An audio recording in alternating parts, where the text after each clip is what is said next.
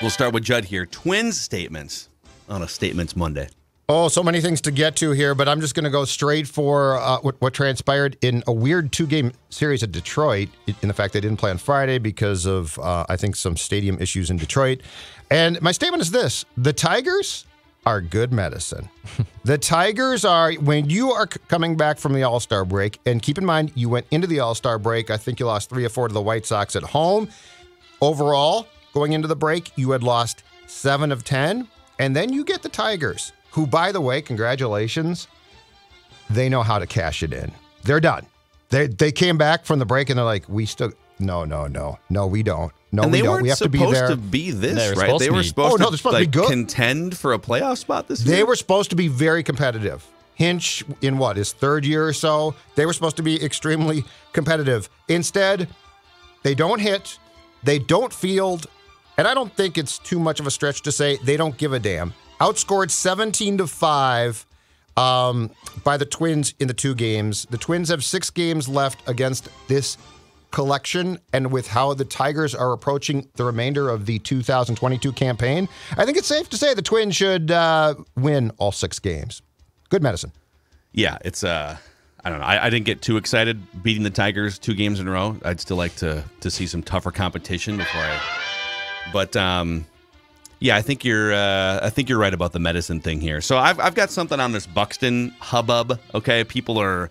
So John Shipley from the Pioneer Press was the first one to report this over the weekend. I'm going to give him credit because he's one of my favorite all-time Twins beat writers. He used to cover the beat like 10 years ago when I covered it for 1500 ESPN.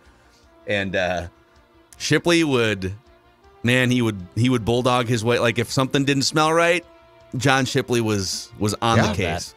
Even though he didn't necessarily have a baseball background. But he was filling in on coverage this weekend, and he tweeted out Byron Buxton had a PRP injection in his right knee on Wednesday. Platelet-rich injection that promotes healing, and it's usually for people with like chronic knee injuries. You know, it's like arthritis issues and stuff. And Buxton will be unavailable for at least the 2-game series in Detroit and then reevaluate for the rest of this week here. They're off on this Monday today. So here's my statement. For people complaining about Byron Buxton missing the Detroit Tigers series, you need to calm down for 2 reasons. Number 1, the PRP injection will probably help him stay on the field for the rest of the season at this point. So the way it works is your knee will feel better over the next 3 to 6 months. Like it'll gradually just feel a little bit better. Now, after 6 months, all bets are sort of off. It might be in a better place. It might not. This might be chronic. We'll find out. But I'm okay with him missing a couple games in the short term, getting this sort of cleaned up again at the All-Star break, and then he's ready for the 2 or 3 month stretch run here. But the second reason why I think people need to calm down is, even after missing those 2 games against the Tigers, Buxton is on pace to play 123 games this season, which would be the second most games of his career.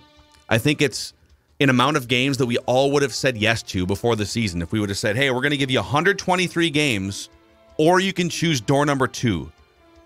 I think everyone would have said, just give me the 123 games and we'll take our chances on that. He's on pace for career highs in home runs, RBIs, and wins above replacement. And so I saw a lot of people, oh, classic, he needs a couple days off after getting 5 days off, or, he's got a bad knee. It's probably going to be bad for the rest of his career in parts. Maybe it's more inflamed because of that Red Sox play that happened a few months ago, but I'm optimistic that he's going to now be on the field for 75% of the games going forward, and I think it's good to give him a couple extra days off the PRP injection. I'm not mad one bit, and here's why. We have to accept this is it now. And this could be it for a while. This could be it for it. It sounds, from what it's been described by the Twins, as chronic. That's a big problem. And so, yes, one is he's playing enough to certainly satisfy those of us who thought that the day that he actually played 100 games and a season wouldn't come, which it clearly, hopefully, is going to. But beyond that, I think the key word here is acceptance. Like, we need to accept the fact, and it's sad. I mean, it sucks. It sucks that this is probably, if indeed chronic, going to slow him down at some point in time, potentially fairly soon. Like, there's nothing about this that seems fair or right. And Buxton, when he is firing on all cylinders, is a marvelous athlete to watch. Forget baseball player. So I don't like that part, but there's nothing about this where I'm like now, oh my God, he got that. This is new news. The day they used the word chronic was the day that you had to say there has to be a level of acceptance. This is not a bruised hand, This is not a bruised toe. This is a chronic knee condition, and those traditionally don't really improve a ton. Yep. So, yeah, I think if he's going to sit a game or two, I'm just sort of at peace with this. And I think that's for all the questions that we all had as fans and media, because they weren't being fully transparent at the start of the season, and they've been more transparent now. Like, they came out and gave you the full update on the PRP injection. What they're doing is working. He hasn't landed on the injured list. He's going to play 120-plus games. So, they're managing this pretty well, I would say. And I like the fact that they now went as far, I believe, on Saturday as providing the trainer to talk. That's the smartest thing. Yeah, just allow, instead of Rocco trying to explain it, I like just make the trainer available. He explains it. He's not lying. He's telling you a bunch of stuff. But yeah, I have accepted now that this is unfortunately where things are at, and I don't think it's really going to change. All right, my next statement. After watching another great performance against those lowly Detroit Bengals, as I think Judd said, there's no quitting those Bengals over the weekend, which was a great little term. Yep. My statement is, I love what Jose Miranda brings to the Twins. So after a slow start, right, first 14 games, he had like 3 hits. He was overmatched offensively and even defensely. Judd wanted to ship him out of town. Judd wanted him out. Judd wanted him, and Judd actually still hates him at first base. He doesn't really like him. I don't know. I don't hate him. He seems like a really good kid. I'm dubious of his skills at first, but at the plate, you are correct. Yeah, I hear he's dubious of your skills. Yeah, no kidding. On the show. I hear he loves to listen and read and watch TikToks of Judd. That's what I hear. Big SKOR North fan. But the first 14 games for Miranda, he had like 3 hits, overmatched. But since then, so over his last 45 games, Jose Miranda is slashing 324, 368, 542. That's an OPS over 900. The dude is back to being the player that he was last year when he was a minor league player of the year. Yes, defensively, he's played both the corner positions, mostly first base over third base. He's been everything that the Twins have hoped he would be after being the minor league player of the year when he dominated at St. Paul last year. And he's a nice piece of this first place Twins team. But you know what I love that he brings? He could also bring a potential trade chip here.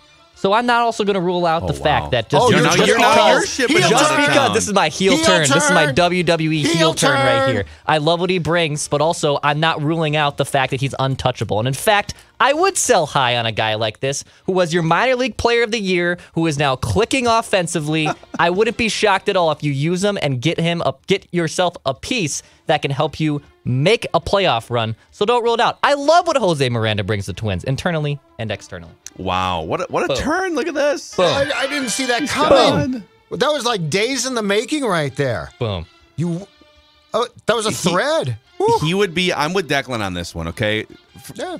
If you can't simultaneously be bitching about the Twins not having pitching right now, like or I guess I should frame it this way, because everyone has the right to be mad that they haven't developed more pitching.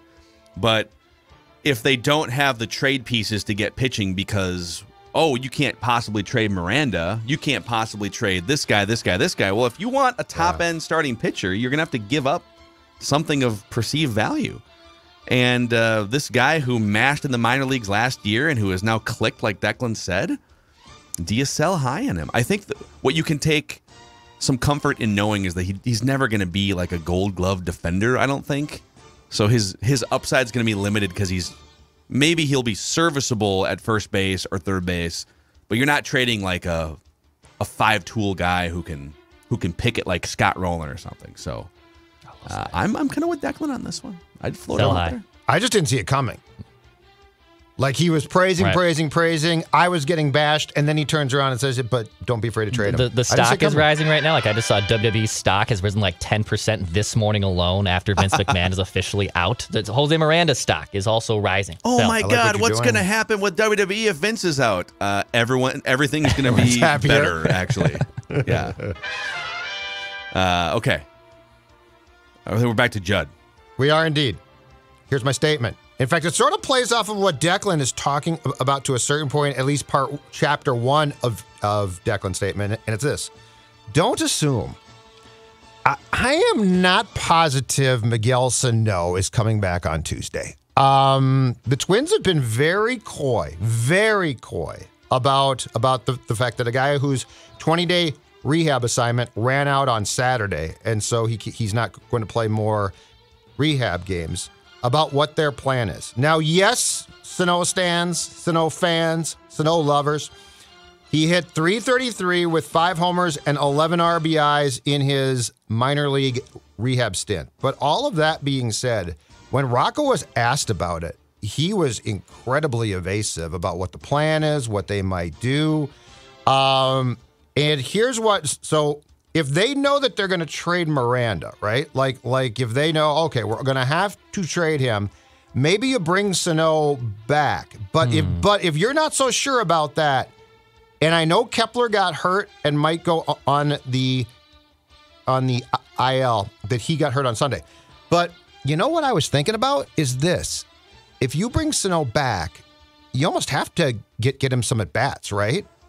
But if Miranda isn't going to be traded or you don't think so, and you've got a little platoon at first base, which, by the way, is superior, I think, especially from an offensive standpoint, from what Sano provided before he got hurt in May. And you've got a pretty good situation at DH with, Miranda DHing some, Arise, Buxton for sure. I don't know that there is a place, unless they know that there is a move coming, even if Kepler goes on the IL. I don't know there's automatically a place to get Sano at bats. And I guess my point is this. If you don't know that, what's the purpose of him being back here? Well, your only move is then to DFA him. Yeah, that's my point. Would you? But I don't think they're gonna. But there's no way they DFA him 5 days before the trade deadline. I would be shocked if they get something. Can they get something for him? Well, here's the other thing to consider. Would they trade? Is there someone on their? I mean, we talk about Miranda. That's what I'm saying. Is there someone that they would trade, but they might not be able to trade for 5 more days because teams aren't ready until 48 hours before the actual deadline. So could you? The obvious candidate, unless there's an injury that we'll keep an eye on the Kepler thing, right? But the Kepler thing would be easy. Sorry that it hurts a little bit. You're going on the injured list for a couple weeks, and then we'll bring you back and figure it out. Right. But you could Celestino's bat has cooled way off since he was hitting like 350 the first month and a half, but his bat has cooled way off. The problem is he's your primary defensive replacement for Buxton in center field. But to me, that's huge, though. That's important. So who plays center if not Celestino? Gordon, I guess. Who dropped a ball? He's really bad. God bless him, but dude, he is not my. Gordon's been bad. Yeah. Yeah. He had like a 3-week hot stretch or something, and people got excited. Brother Liam disagrees with you there.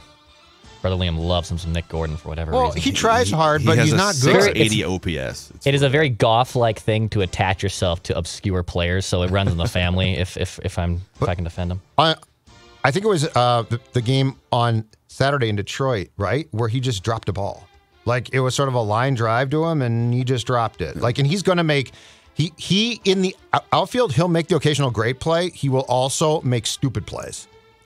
Well, let me give Celestino doesn't. Let me give you a sort of statement, because you brought up Sano here, and that's the main conversation. So my statement is this is Miguel Sano's last chance as a Twin, and I would like to see it play out, despite the fact that I've been very critical of Miguel Sano. So let's start with the critical part. He's in his prime right now, which is kind of shocking, right? He's 29 years old. And if you look at the last 3 years, which is smack dab in the middle of his prime, ages 27, 28, and 29, when you are at your physical peak, in theory, you've been in professional baseball for over a decade. You've got the book on pitchers. You're ready to take off. Most guys' careers spike between 25 and 31, right? So he's right in the middle of his prime. Yep. And in those 3 years, he's batting .209 with a .297 on-base percentage and basically a league average OPS. He's below average defensively, and 37% of his plate appearances end in strikeouts. Just an automatic out, 4 in every 10 times, basically. In his prime, those 3 years, he has been worth 0.7 wins above a replacement level player that you could just pluck from the minor leagues. And he's obviously just constantly battling weight issues and conditioning issues and things like that. So all of that said, he can carry you for 6 weeks if he gets hot. And they need someone to help carry them here in the absence of a big trade or two. So I would be curious to see. There's nothing he can do in the next 2 months that would get me to sign him into another lucrative contract extension, but I would be really curious to see, all right, dude, you're going to get to play 3 or 4 days a week. You're probably not going to be in there every single day right away, but we're going to give you a chance for your bat to get hot. And let's see if you can carry this offense a little bit. Like, I want to see, let's see if he can salvage his Twins career by giving you a hot stretch leading up to a postseason berth in October. If I don't make trades, who am I taking at bats from? Well, you're going to make trades. It just depends on, right? Well, but if I don't trade Miranda and I've got a Rise and I've got Buxton who can play more than we probably all expected, but he needs to DH on a fairly consistent basis for him. Kepler doesn't need to play every day. Now, some of this is, okay, what do you do defensively then? Okay, so right. Sano has to either DH or play first base. And Arise has to either, play first base or fill in at like second base, but Polanco doesn't take days off. So it's kind of hard to figure out the defensive alignment. There are some Polanco bats might be hurt too, by the way. So he got taken out of the game on Sunday. So there is a chance that he's going to also have to go on the IL, I would guess. But it's like there are bats you can easily just say, all right, so Nick Gordon, we don't need you in there every day. Max Kepler, no longer are you considered an everyday threat with your bat. Gary Sanchez, we're not married to you having to be in there over Miguel Sano. It's just, what do you do with your defensive alignment there? But Jose Miranda's bat should be in there before Miguel Sano's at this point. Absolutely. I wouldn't send him down. If they send him down over Miguel Sano at this point, boy, I don't come think full circle on that. I don't think they can at this point. Yeah. So they're not that stupid. I got one more Twins statement here. My statement is the Twins need a knockout punch. So they have two solid jabs. Yeah, a solid right-left, basically, and Joe Ryan, Sonny Gray. A solid 1-2 punch. Sure. But they don't have a knockout punch. How many times has a Twins rotation looked like this? Like Jose Barrios and Jake Odorizzi in 2019, right? Like a solid 1-2 punch, no knockout. Like Urban Santana and Jose Barrios in 2017 were solid. Like 1-2 punch, no knockout. 2010, Carl Pavano and Lariano were solid 1-2 options. You didn't have the ace, right? You didn't have the one stopper that made another team fear you that was literally going to shut down those bats. They need a knockout punch. I like what Joe Ryan and Sonny Gray bring to the Twins, but they lack a legitimate ace that opposing teams look at and say, you know what, that guy's going to be nasty today. How are we going to get that guy out? How are we going to get hits against that starting pitcher, I should say? The Twins need a knockout punch, need a legitimate starter or some type of like super reliever that literally can get outs, big time outs in the postseason. All right. Yeah, go ahead, Judd. Oh, I was going to say, I agree completely. You're 1,000% right, Dex. The problem is this, and this is the problem that we're going to encounter now. The Yankees lost one of their best bullpen arms on Friday, I believe, okay? So, like, now the ante has been upped there. The Cardinals are down a couple of pitchers as well, starters. So the problem is this.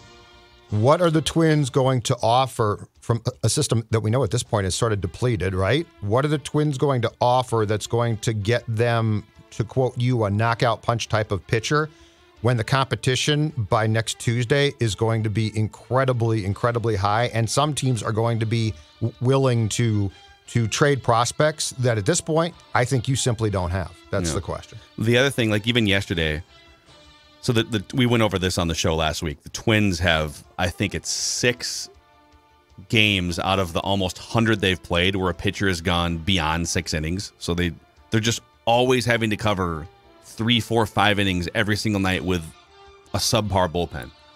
And even yesterday, you're playing a bad Tigers team.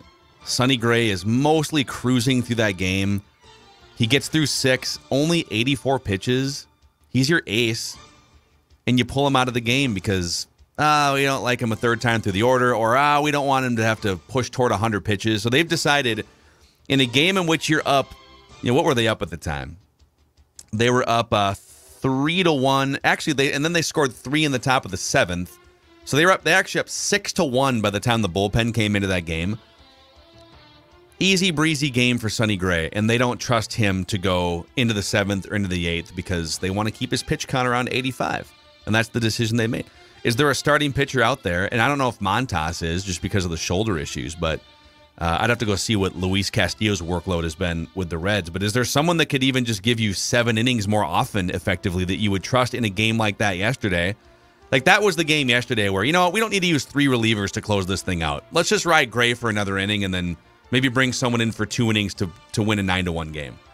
Why are you using 3 relievers in that game? That's my question. So how can you help fix that at the trade deadline? Or maybe they don't want to. Maybe they would trade for Max Scherzer and still pull him after 6 innings and 84 pitches. They might. Because, hey, the analytics tell you that the third time... Maxie, baby, sorry about that. He would punch Rocco square in the face if he came out in the 5th inning when it was time to get him in the 3rd time through the order. You are exactly right. So we'll see next week, trade deadline week. All right, Judd, do you have any other Twin statements, or can we get to our buffoon of the week here? No, I've got a Wolves one. Oh, actually, okay. if I can shoehorn around, one in, well, I feel that there was that would have been nice. Important press conference on Friday with Cat finally being announced for his mega Supermax contract, and my statement is this: it's now time to back up your words. So, Cat at a press conference that ran about 20 minutes talked about, I love being here. I want to be here. Talked about championships, which is awesome. I mean, all of that is, I think, how Wolves fans want to see this. But it's now time to back that up. It's now time to play not just as a guy with great talent, but play controlled, play smart, not complain. It's now time for Cat to take that next step as a mature player, to be part of the solution and part of the run that gets you a championship. And so everything he said on Friday to me was great. Tone-wise, it was fantastic. If you're a Wolves fan, if you're Conley, if you're Finchy, it's exactly what you want to hear. But it now has to be backed up on the floor through a maturity that we have not seen and definitely did not see through that first-round playoff series against the Grizzlies. See, he says a lot of big things, and sometimes I can't tell, is he serious? Because he threw out championship or bust like 3 or 4 times, and sometimes I think he's saying that because it's what he should say. He thinks it's what he should say, and I can't tell, is it really coming from you? Do you really feel that this team is on that level, or are you just saying that because it's the thing to say?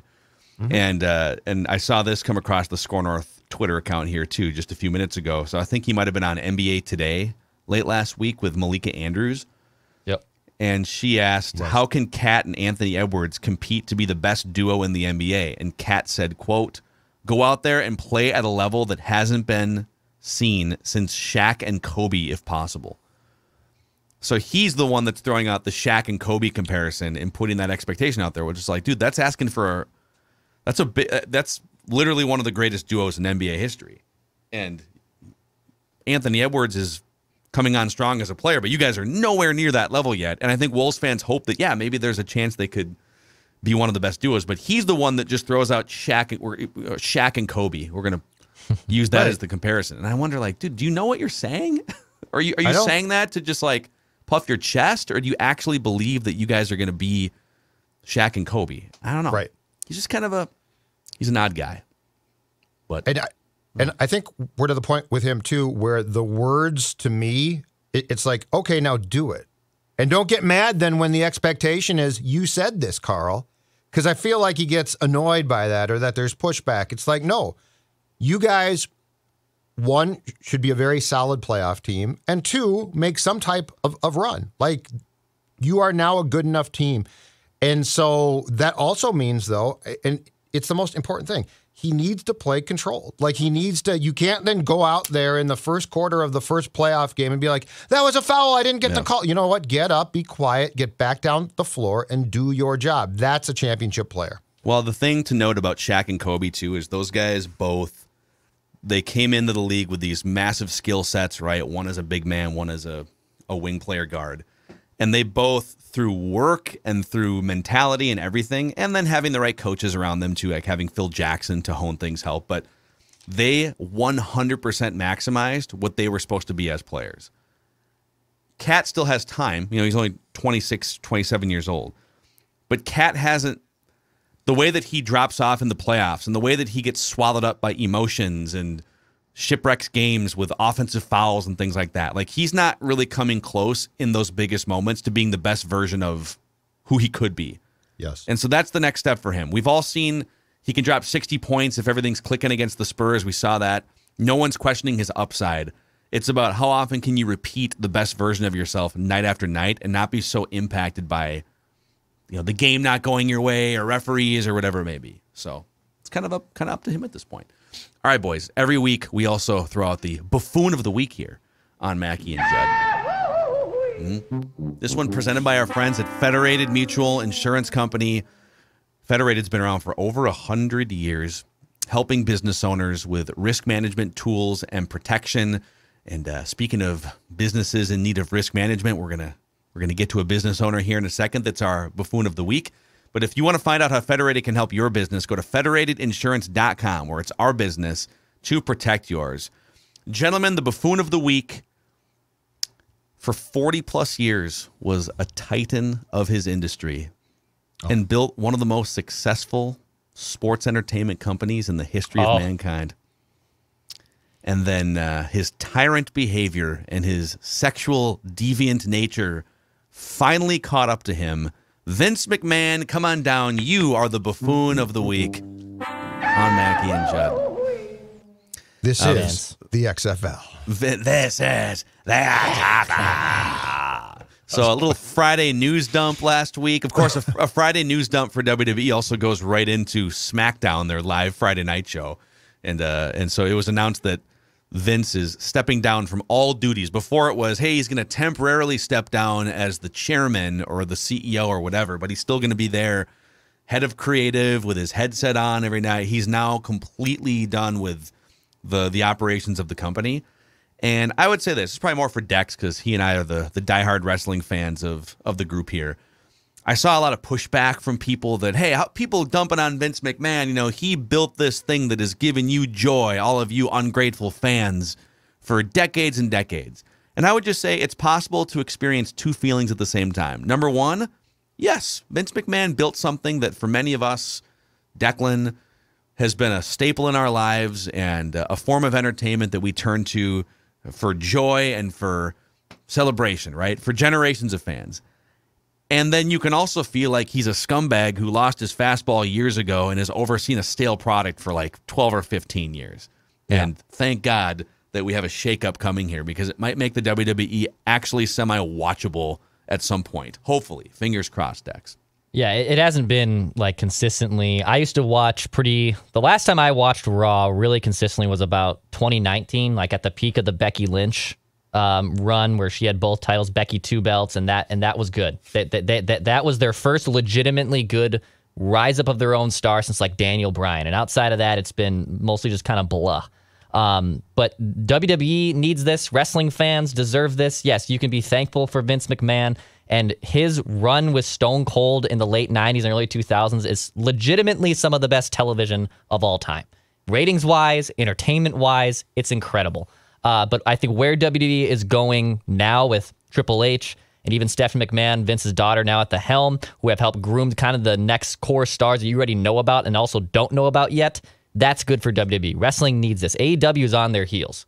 They've been right on them for basically the last year and a half. And the next thing I want is another Monday Night War, which is basically between WWE and AEW at this point. Yeah. Triple H oversaw creative for NXT for like 2, 3, 4 years, maybe even more than that. And they were putting out some great stuff. And then they went with a total brand overhaul once AEW went up against them on, was it Wednesday nights? Yeah. So I haven't watched a lot of it in the last couple of years. And then Triple H had a heart attack. But now he's back as head of creative. So I'm just kind of curious, is this going to look like the same old thing and they're just doing it without Vince? Or is it going to be a step into the future? What's going to get Judd to watch WWE every single Monday night? That's my question. I think nothing. Sorry. Okay. You know what? But that's fine. I'm glad that you guys enjoy it. It's fun to watch. I'm Condescending just Judd. probably not going to get into it. But that's fine. but that's fine. I feel like we also have a tough time when people lose their fastballs in contextualizing it, right? Glen Taylor saved the Wolves. Awesome. Be grateful that. Yeah, I am grateful. I am grateful, but this thing has been run as a ma and pa apple pie shop for the last 25 years, okay? Yeah. There's been a lot of people, some good, who just age, some horrendous human beings who have done things, sports-wise especially, that have benefited us and we like. But I don't think that stops us from trying. I mean, everybody has a complete history. It's not like, to your point, well, be grateful and don't dump on the guy now, especially if the guy turned out to be a scumbag. Now, Glenn did not, clearly, but Vince is, and I think people have known about Vince for a long time. But Vince has been you don't owe him for 35 years, man. Yeah, and it's not like you owe him. Just be thankful for Vince McMahon. No. No, thank you for the Attitude Era. It was a blast. Appreciate that. Stop being a sexual deviant and tyrant and all these other things. And now he's gone. He's also he's 77, right? At some point, dude, you're not. Yeah. You're just. Time to go. You're pushing 80, man. Probably not fully in touch with what's happening in 2022. So, anyways, we are fully in touch with everything that's happening in 2022 here on Mackey and Judd. Also, I believe we're launching this today. Yes. So by the time people are listening to this or watching this, the SKOR North and Purple Daily pop-up shop is open. So we've got some merch for the first time in 2 or 3 years. SKORNorth.com/shop, and the pop-up shop is open through midnight on August 2nd. And then orders are going to ship and show up in the middle of August sometime. So we've got Before I Die t-shirts for you guys to get a handle on, Purple Daily hats and koozies, and all items are free shipping. So SKORNorth.com/shop if you want some Before I Die, Purple Daily, and other SKOR North apparel. So, all right, boys, we are one day closer to the first full Vikings practice. Purple Daily's got you covered every single day. So check that out. We'll see you guys tomorrow on Mackey and Judd.